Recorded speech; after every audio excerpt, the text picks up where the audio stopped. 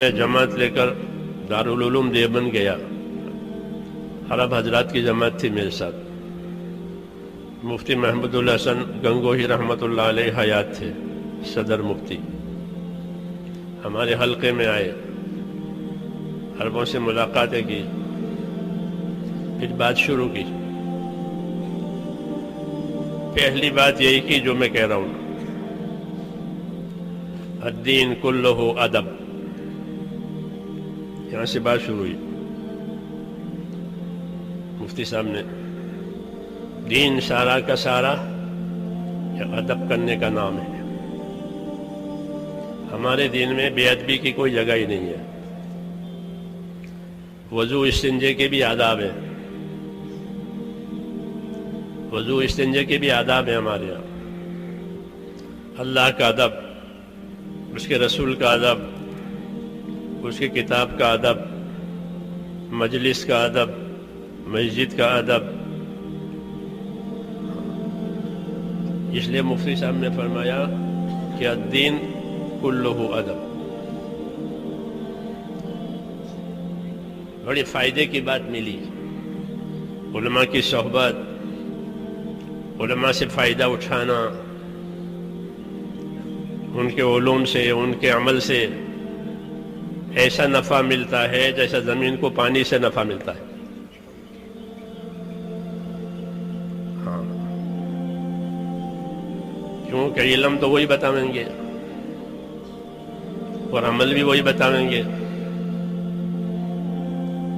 کتاب پڑھ لو تو علم ضرور آئے گا,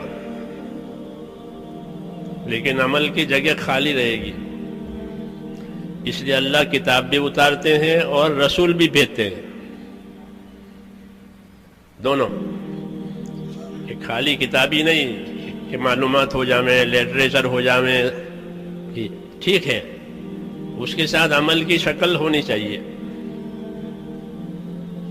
تو عمل کی شکل, اس کے لیے اللہ تعالیٰ آدمی بھیجتے ہیں اپنا رسول. وہ ہمارا ہی آدمی ہوتا ہے, بنی آدم میں سے ہے. وہ عمل کی شکل تیار کرتا ہے کہ دیکھو یہ حکم ہے, اس کا عمل یہ ہے, اس کے حکم ہے, اس کا عمل یہ ہے. ایک کتاب, ایک انسان, اس کو کہتے ہیں اتباع. وحی کا اتباع کرو. یہ کیسے؟ کہ رسول کی تابعداری سے. رسول بتائیں گے آداب کیا ہے, احکام کیا ہے, منع کیا ہے, صحیح کیا ہے. تو دین ہمارا سارا ادب کرنے کا نام ہے. اور ادب کے معنی تکلفات نہیں ہے جیسے آج کل تکلفات ہو گئے ہیں. تکلفات کا نام ادب. شکر کے بیٹھ جائیں گے, شکر کے کھڑے ہو جائیں گے. ہاں, اس کو تکلفات کہتے ہیں.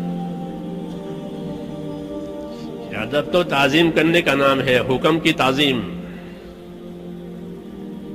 عبداللہ بن مسعود مسجد میں داخل ہو رہے تھے, دروازے پر پہنچے. حضور صلی اللہ علیہ وسلم ممبر پر تھے. ممبر سے فرمایا اجلسو, بیٹھ جائیے.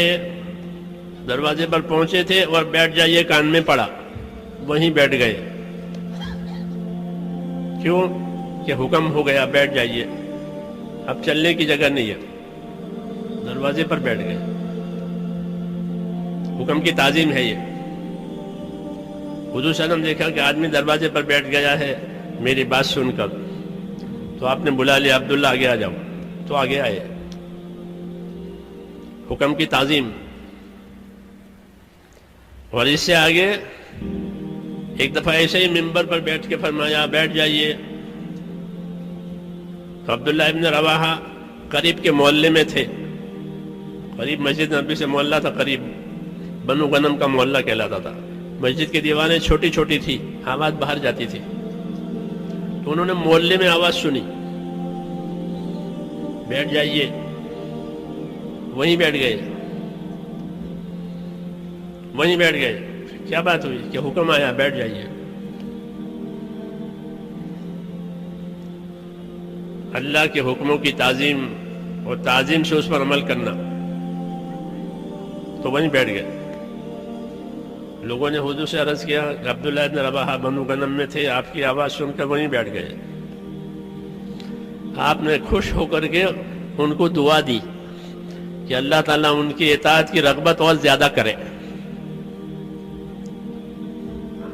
بات ماننے کا اور ان کو شوق دے اللہ۔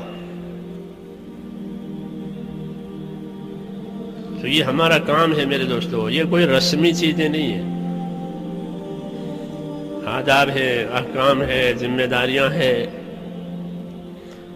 اور یہ ساری کی چیزیں ذمہ داری سے اور امانت داری سے پوری کی جائے گی، تب یہ دین بنے گا۔ اخلاص بھی شرط ہے، اخلاص کے ساتھ کام کرے، ایک اللہ کو راضی کرنے کے لیے، اور کوئی غرض نہیں ہے، کوئی پوچھے تو کوئی نہ پوچھے تو کام کرنا ہے۔ ہم کو نہیں پوچھا کہ کوئی بات نہیں پوچھا تو ہم کام کریں گے۔ صحابہ یہ کہتے تھے کہ ہم نے اللہ کے رسول صلی اللہ علیہ وسلم کے ہاتھ میں ہاتھ دے کر قول قرار کیا ہے، بیعت کی ہے کہ ہم بات سنیں گے اور مانیں گے، جو حکم آئے گا اسے سنیں گے اور مانیں گے۔ کس حال میں؟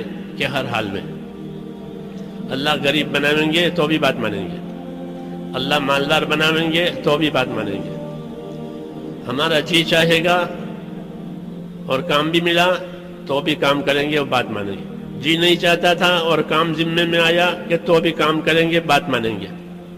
4 5ویں بات، وعلی اثرۃ علینا بايعنا رسول اللہ صلی اللہ علیہ وسلم علی السمع والطاعة فی العسر واليسر والمنشط والمکرہ وعلی اثرۃ علینا۔ یہ 5ویں بات کہ کوئی ہم کو آگے کرے تو بھی ہم بات مانیں گے، کوئی ہمیں پیچھے کر دے تو بھی بات مانیں گے، کوئی ہمیں پوچھے تو بھی بات مانیں گے، کوئی ہمیں نہ پوچھے تو بھی بات مانیں گے۔ یہ مخلصین کی اطاعت کہلاتی ہے۔ کس کی؟ مخلصین، اخلاص والوں کی اطاعت، اخلاص والوں کی تابعداری، کہ ہم کو کوئی نہیں پوچھتا کہ کوئی بات نہیں، ہم تو اللہ کے لیے کرتے ہیں، اللہ دیکھ رہا ہے۔ تو پوچھ موچھ یہاں نہیں ہے۔ ہاں باقی تمام کاموں میں پوچھ بھی ہے، موچھ بھی ہے۔ جی ہاں، اس کو خوب یاد رکھیں کہ پوچھ نہیں پیچھے اور موچھ بھی نہیں۔ جی ہاں، یہ سب کو سننے کے بعد یہ کام تو صرف اللہ کو راضی کرنے کے لیے کرنا ہے۔ کہ حضور نے فرمایا کہ وہی قبول ہوگا جو خالص اللہ کے لیے کیا گیا ہوگا۔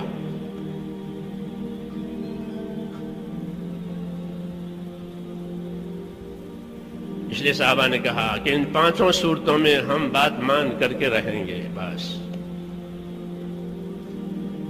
یہ ہم کو آگے کرے تو ہم کو پیچھے کرے تو ہم کو دے تو نہ دے تو، کہ دوسروں کو دیا ہم کو نہیں دیا، پھر کوئی بات نہیں۔ کیوں؟ کہ ہم تو کام کریں گے۔ حضور نے انصار سے فرمایا کہ ایک دور آئے گا کہ لوگ تمہیں پیچھے کریں گے۔ انصار لوگوں کو آگے کرتے تھے، اپنی حاجت پوری نہیں کرتے تھے، لوگوں کی حاجت پوری کرتے تھے، اپنی راحت چھوڑ دیتے تھے، لوگوں کی راحت دیتے تھے۔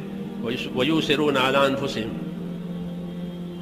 لیکن فرمایا تمہارے پر ایک دور ایسا آئے گا کہ لوگ تمہیں پیچھے کر دیں گے، اپنے آپ کو آگے کریں گے، ان کی راحتوں کو آگے کریں گے، اپنی ضرورتوں کو آگے کریں گے، تمہیں پیچھے کر دیں گے۔ تو تمہیں کیا کرنا چاہیے؟ فرمایا تمہیں کچھ نہیں کرنا چاہیے، تمہیں صبر کرنا چاہیے۔ تم صبر کرنا، ایسے دور میں تم صبر کرنا کہ نصرت تم نے کی ہے، ساتھ تم نے دیا ہے، قربانیاں تم نے دی ہے، راستہ تم نے بنایا ہے، سب کو آسرا تم نے دیا ہے، اس کے باوجود لوگ تمہیں پیچھے کریں گے۔ ایسا دور آئے گا۔ یہ ہم کام کرنے والوں کی بات ہے۔ تم کیا کرو گے کہ ان سے لڑنا نہیں ہے، ان سے جھگڑنا نہیں ہے، ان شکایت نہیں کرنی ہے، بلکہ تم صبر کرنا، اور تمہارا بدلہ میں حوض کوثر پر اللہ سے قیامت میں دلوا دوں گا. یہ فرمایا کہ تمہارا بدلہ جو ہے وہ حوض کوثر پر اللہ تعالیٰ سے تم کو میں دلا دوں گا.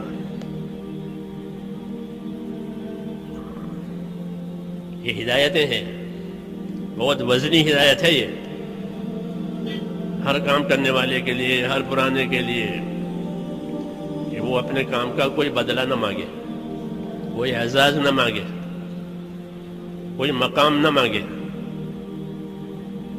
جو کچھ مانگے وہ کس سے مانگے؟ اللہ سے مانگے. یہ اس کے خلوص کی دلیل ہے، یہ اس کے اخلاص کی دلیل ہے، یہ اس کے آخرت کے طلبگار ہونے کی دلیل ہے. یہ آخرت چاہ رہے تھے. یہ بہت وزنی ہدایتیں ہیں حضور صلی اللہ علیہ وسلم کی ہمارے لیے، اس لیے ان ہدایتوں کا اپنے آپ کو پابند کرنا ہے. پھر اتنی خیر ہوگی کہ دشمنوں کے دلوں میں سے دشمنی نکل جائے گی، وہ ہدایت کا نور ان کے دلوں میں آ جائے گا. یہ ہوگا.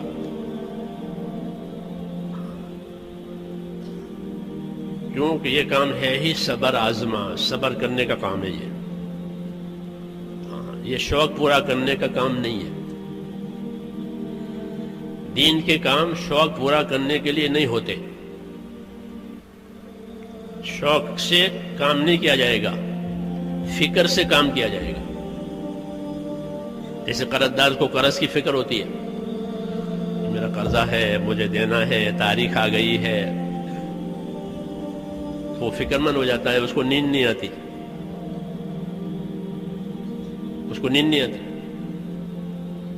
فکر ہے، بوجھ ہے. ایسے ہی دین کے کام کہ اس کا سہم، اس کا بوجھ ہونا چاہیے. یہ شوق پورا کرنے کا کام یا نمائش کا کام نہیں ہے. اسے نمائش کے طور پر نہیں کرنا ہے، اپنے آپ کو نمایاں بنانے کے لیے بھی نہیں کرنا ہے. اگر نمایاں بنو گے تو پھر اللہ کے ہاں کوئی قیمت نہیں ہے. وَمَنْ أُشِيرَ إِلَيْهِ فِي الْأَصَابِعِ فَلَا تَعُدُّهُ شَيْئًا، کہ جس کی طرف انگلیوں سے اشارہ کیا یہ فلاں صاحب ہے، فلاں صاحب ہے، کہ اسے کچھ مت سمجھو، اسے کچھ مت سمجھو. شہرت پائیے، شہرت کا کام نہیں ہے، صلاحیت کا کام ہے. اپنی قابلیت کو دین پر لگانا ہے تاکہ اللہ مقبول بناوے. قابل بہت ہیں، مقبول تھوڑے ہیں. قابل بہت لوگ ہیں دنیا میں، لیکن مقبول شاذ، مقبول تھوڑے. تو ہمیں تو مقبول بننا ہے. اس لیے دین کے کام کے شوق سے نہیں کیے جائیں گے. یہ بیان کرنے کا شوق ہے، یہ شوق کا بیان نہیں ہوتا. امت کی خیر خواہی کا بیان ہوتا ہے، امت کو دین سمجھانا ہے، شوق نہیں پورا کرنا ہے. امانت ہے کہ امت کو دین سمجھاؤ، امت کو دین سکھاؤ. وہ لائنیں دوسری ہیں جس میں شوق پورے کیے جاتے ہیں، جن میں اپنے آپ کو نمایاں کیا جاتا ہے. وہ لائنیں دوسری ہے، وہ دنیا میں ہے. ہمارے ہاں تو دین کے کاموں میں کہ اخفاء بہتر ہے اظہار سے. چپ کے صدقہ کرے، چپ کے صدقہ کرے، سیدھے ہاتھ سے صدقہ کرے اور دوسرے ہاتھ کو خبر نہ پڑے. یہ صدقہ ظاہری صدقے سے افضل ہے. ان تبدوا الصدقات فنعما ہی، کہ اگر تم ظاہر کر کے صدقہ دے دو کہ یہ بھی ٹھیک ہے. وَإِن تُخْفُوهَا وَتُؤْتُوها الْفُقَرَاءَ فَهُوَ خَيْرٌ لَكُمْ، تو اگر تم اپنے صدقے کو چھپاؤ، چپکے سے فقیروں کو دے دو، یہ تمہارے لیے بہت بہتر ہے. تو ہر آدمی کا ہر عمل اس کا صدقہ ہے. جیسے مال صدقہ ہے، ایسا ہر آدمی کا نیک عمل اس کی زندگی کا صدقہ ہے. اس کا جتنا یہ اخفا کر سکتا ہے، ہاں پوشیدہ کر سکتا ہے، یہ اس کے اظہار سے بہتر ہے. اظہار تو ضرورت کے لیے کرنا پڑتا ہے. جیسے فرض نماز جماعت سے پڑھی جائے گی، فرض ہے کہ اظہار کر کے پڑھو تاکہ اور لوگ بھی پڑھیں. ورنہ کہ اپنی نیکیوں کو ایسے چھپاؤ جیسے اپنے گناہوں کو چھپاتے ہو. جماعت لے کر دارالعلوم دیوبند گیا. عرب حضرات کی جماعت تھی میرے ساتھ. مفتی محمد الحسن گنگوہی رحمۃ اللہ علیہ حیات تھے، صدر مفتی. ہمارے حلقے میں آئے، عربوں سے ملاقاتیں کی، پھر بات شروع کی. پہلی بات یہی کی جو میں کہہ رہا ہوں، الدین کلہ ادب. یہاں سے بات شروع ہوئی. مفتی صاحب نے دین سارا کا سارا ادب کرنے کا نام ہے. ہمارے دین میں بے ادبی کی کوئی جگہ ہی نہیں ہے. وضو استنجے کے بھی آداب ہیں، وضو استنجے کے بھی آداب ہیں ہمارے یہاں. اللہ کا ادب، اس کے رسول کا ادب، اس کی کتاب کا ادب، مجلس کا ادب، مسجد کا ادب. اس لیے مفتی صاحب نے فرمایا کہ الدین کلہ ادب. بڑی فائدے کی بات ملی. علماء کی صحبت، علماء سے فائدہ اٹھانا، ان کے علوم سے، ان کے عمل سے ایسا نفع ملتا ہے جیسا زمین کو پانی سے نفع ملتا ہے. ہاں، کیونکہ علم تو وہی بتائیں گے اور عمل بھی وہی بتائیں گے. کتاب پڑھ لو تو علم ضرور آئے گا، لیکن عمل کی جگہ خالی رہے گی. اس لیے اللہ کتاب بھی اتارتے ہیں اور رسول بھی بھیجتے ہیں، دونوں. کہ خالی کتاب ہی نہیں کہ معلومات ہو جائیں، لٹریچر ہو جائیں، ٹھیک ہے، اس کے ساتھ عمل کی شکل ہونی چاہیے. تو عمل کی شکل، اس کے لیے اللہ تعالیٰ آدمی بھیجتے ہیں اپنا رسول. وہ ہمارا ہی آدمی ہوتا ہے، بنی آدم میں سے ہے. وہ عمل کی شکل تیار کرتا ہے کہ دیکھو یہ حکم ہے، اس کا عمل یہ ہے، اس کے حکم ہے، اس کا عمل یہ ہے.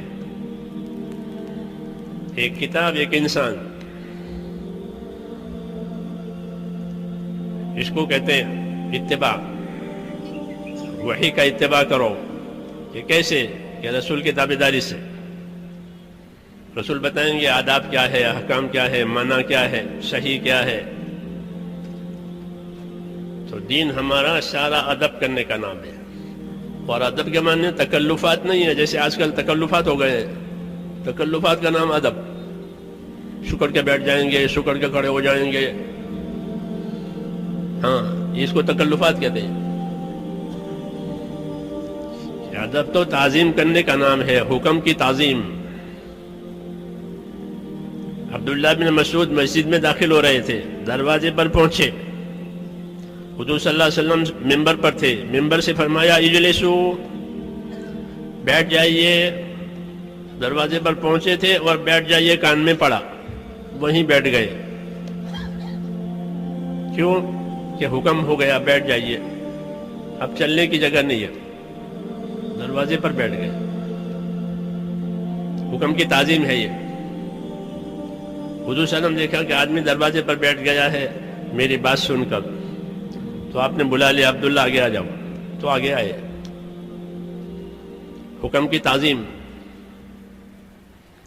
اور اس سے آگے ایک دفعہ ایسے ہی ممبر پر بیٹھ کے فرمایا بیٹھ جائیے. تو عبداللہ ابن رواحہ قریب کے محلے میں تھے، قریب مسجد نبی سے محلہ تھا، قریب بنو غنم کا محلہ کہلاتا تھا. مسجد کی دیواریں چھوٹی چھوٹی تھی، آواز باہر جاتی تھی. تو انہوں نے محلے میں آواز سنی. بیٹھ جائیے، وہیں بیٹھ گئے، وہیں بیٹھ گئے. کیا بات ہوئی کہ حکم آیا بیٹھ جائیے. اللہ کے حکموں کی تعظیم اور تعظیم سے اس پر عمل کرنا، تو وہیں بیٹھ گئے. لوگوں نے حضور سے عرض کیا کہ عبداللہ ابن رواحہ بنو غنم میں تھے، آپ کی آواز سن کر وہیں بیٹھ گئے. آپ نے خوش ہو کر کے ان کو دعا دی کہ اللہ تعالیٰ ان کی اطاعت کی رغبت اور زیادہ کرے، بات ماننے کا اور ان کو شوق دے اللہ. تو یہ ہمارا کام ہے میرے دوستو، یہ کوئی رسمی چیزیں نہیں ہیں.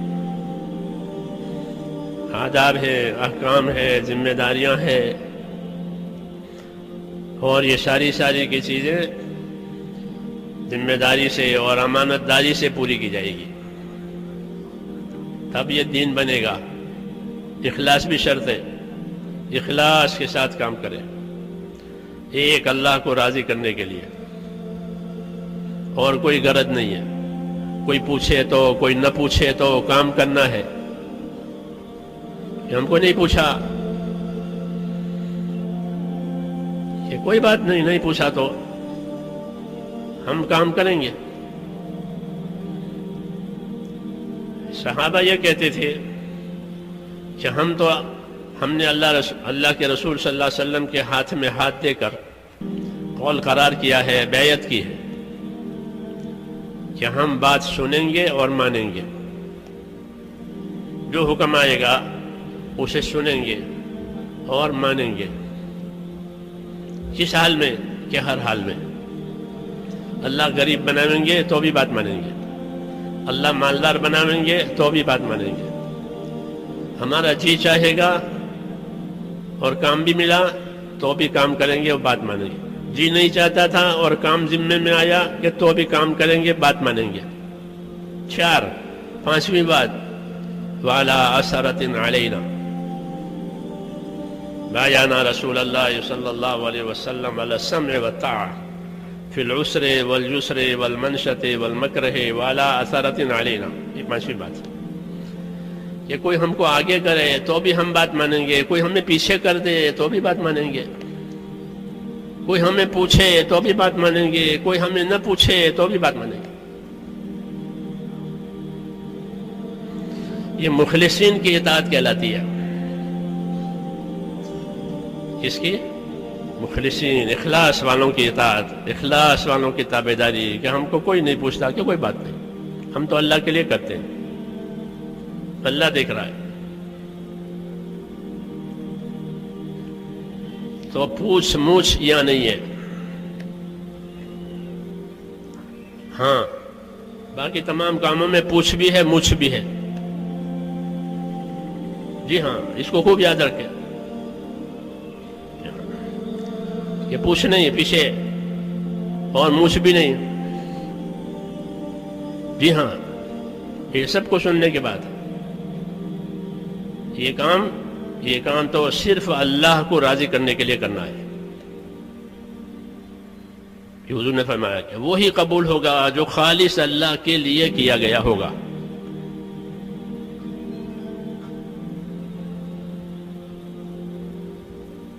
اس لیے صحابہ نے کہا کہ ان 5 صورتوں میں ہم بات مان کر کے رہیں گے. بس یہ ہم کو آگے کرے تو، ہم کو پیچھے کرے تو، ہم کو دے تو نہ دے تو، کہ دوسروں کو دیا ہم کو نہیں دیا، پھر کوئی بات نہیں. کیوں کہ ہم تو کام کریں گے. حضور نے انصار سے فرمایا کہ ایک دور آئے گا کہ لوگ تمہیں پیچھے کریں گے. انصار لوگوں کو آگے کرتے تھے، اپنی حاجت پوری نہیں کرتے تھے، لوگوں کی حاجت پوری کرتے تھے. اپنی راحت چھوڑ دیتے تھے، لوگوں کی راحت دیتے تھے. وَيُؤْثِرُونَ عَلَىٰ أَنفُسِهِمْ. لیکن فرمایا تمہارے پر ایک دور ایسا آئے گا کہ لوگ تمہیں پیچھے کر دیں گے، اپنے آپ کو آگے کریں گے، ان کی راحتوں کو آگے کریں گے، اپنی ضرورتوں کو آگے کریں گے، تمہیں پیچھے کر دیں گے. تو تمہیں کیا کرنا چاہیے؟ فرمایا تمہیں کچھ نہیں کرنا چاہیے، تمہیں صبر کرنا چاہیے. تم صبر کرنا، ایسے دور میں تم صبر کرنا کہ نصرت تم نے کی ہے، ساتھ تم نے دیا ہے، قربانیاں تم نے دی ہے، راستہ تم نے بنایا ہے، سب کو آسرا تم نے دیا ہے، اس کے باوجود لوگ تمہیں پیچھے کریں گے. ایسا دور آئے گا. یہ ہم کام کرنے والوں کی بات ہے. تو تم کیا کرو گے کہ ان سے لڑنا نہیں ہے، ان سے جھگڑنا نہیں ہے، ان سے شکایت نہیں کرنی ہے، بلکہ تم صبر کرنا. اور تمہارا بدلہ میں حوض کوثر پر اللہ سے قیامت میں دلوا دوں گا. یہ فرمایا کہ تمہارا بدلہ جو ہے وہ حوض کوثر پر اللہ تعالیٰ سے تم کو میں دلا دوں گا.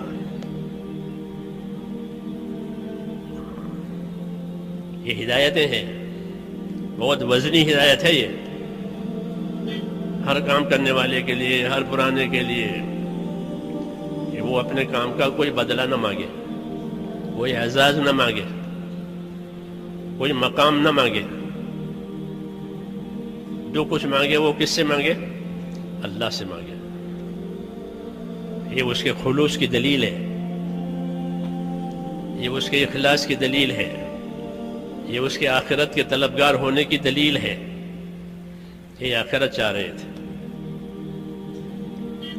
یہ بہت وزنی ہدایتیں ہیں حضور صلی اللہ علیہ وسلم کی ہمارے لیے. اس لیے ان ہدایتوں کا اپنے آپ کو پابند کرنا ہے.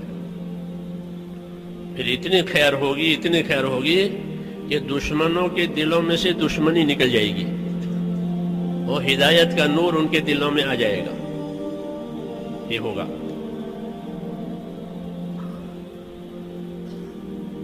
کیونکہ یہ کام ہے ہی صبر آزما، صبر کرنے کا کام ہے یہ. یہ شوق پورا کرنے کا کام نہیں ہے. دین کے کام شوق پورا کرنے کے لیے نہیں ہوتے. شوق سے کام نہیں کیا جائے گا، فکر سے کام کیا جائے گا. جیسے قرض دار کو قرض کی فکر ہوتی ہے، میرا قرضہ ہے، مجھے دینا ہے، تاریخ آ گئی ہے، تو وہ فکر مند ہو جاتا ہے. اس کو نیند نہیں آتی، اس کو نیند نہیں آتی. فکر ہے، بوجھ ہے.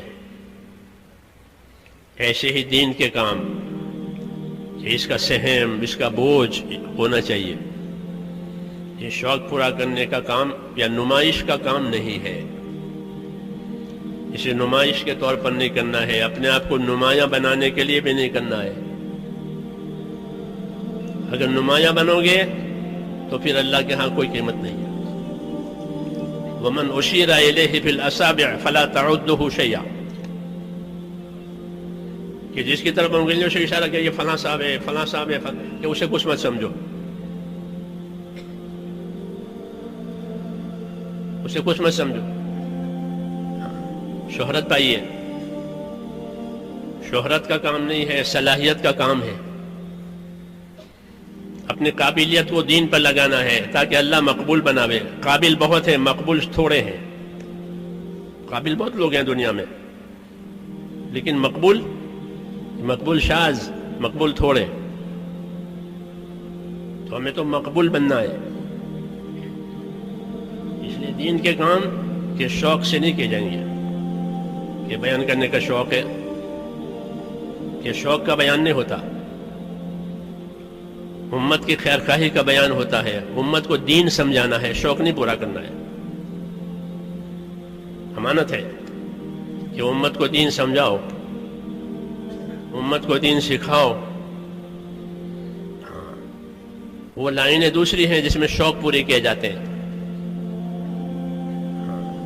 جن میں اپنے آپ کو نمایاں کیا جاتا ہے. وہ لائنیں دوسری ہے، وہ دنیا میں ہے. ہمارے ہاں تو دین کے کاموں میں کہ اخفا بہتر ہے اظہار سے. چپ کے صدقہ کرے، چپ کے صدقہ کرے، سیدھے ہاتھ سے صدقہ کرے اور دوسرے ہاتھ کو خبر نہ پڑے. یہ صدقہ ظاہری صدقے سے افضل ہے. ان تبدوا الصدقات فنعما ہی، کہ اگر تم ظاہر کر کے صدقہ دے دو کہ یہ بھی ٹھیک ہے. وَإِن تُخْفُوهَا وَتُؤْتُوها الْفُقَرَاءَ فَهُوَ خَيْرٌ لَكُمْ،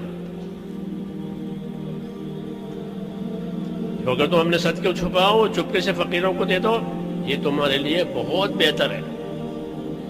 تو ہر آدمی کا ہر عمل اس کا صدقہ ہے. جیسے مال صدقہ ہے، ایسا ہر آدمی کا نیک عمل اس کی زندگی کا صدقہ ہے. اس کا جتنا یہ اخفا کر سکتا ہے، ہاں پوشیدہ کر سکتا ہے، یہ اس کے اظہار سے بہتر ہے. اظہار تو ضرورت کے لیے کرنا پڑتا ہے. جیسے فرض نماز جماعت سے پڑھی جائے گی، فرض ہے کہ اظہار کر کے پڑھو تاکہ اور لوگ بھی پڑھیں، ورنہ کہ اپنی نیکیوں کو ایسے چھپاؤ جیسے اپنے گناہوں کو چھپاتے ہو.